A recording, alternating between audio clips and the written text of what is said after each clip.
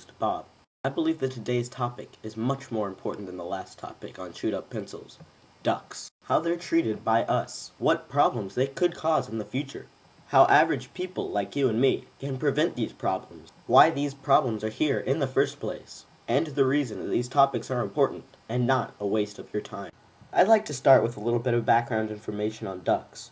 First off, ducks are common. You can find them in about any pond in the world. I mean, you go to a pond, you can find a duck. But while being common, ducks are also tranquil, peaceful creatures that are lovable by everybody. Yet we still treat them horribly. Just about every day, people mistreat ducks. I'm not completely sure why, but people take these kind, loving animals and transform them into something completely different. Rubber ducks.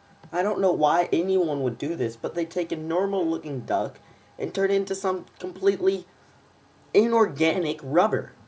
And the thing that bothers me the most is that this happens to thousands and thousands of ducks daily. And then people take these mutated ducks and they use them in their own home. I'm sorry that I had to show that last pictures. I know it was very disturbing. I'm probably not the only one who agrees with this, but I don't think we should have to see mutated ducks sitting in bathrooms. Hey man, it's not my fault. My producer, not me, that is not me, Bob. You know Bob. Bob would not do that. My producer put these pictures of ducks in my show. It's just horrible. Anyway, I have Joe down at the scene of one of the worst events with rubber ducks I've ever seen.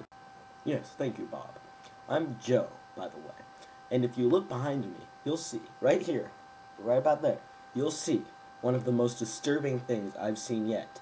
It's a giant rubber duck that has been mutilated into this gigantic form just for this scene.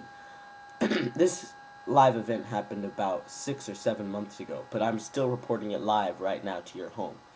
Now, if you'll notice, this duck has been completely mutilated. Its wings are completely glued to the side of its body. Its tail mounted to the stub that you see very commonly in rubber ducks like these each year. It's a very tragic event. Back to you, Bob. Thank you, Joe. And back to the rubber duck. I'd like to describe to you, like Joe was trying to do but failing very miserably, at the signs of a rubber duck, and the giant duck is a perfect example. The first thing you might notice, as Joe said, is that the wings are just simply mutated into round stubs on each side of its body. They have absolutely no value. The duck can no longer migrate or even move, for that matter. The tail, it's been completely stubbed into just a stub that looks like a stub. And the head has no neck.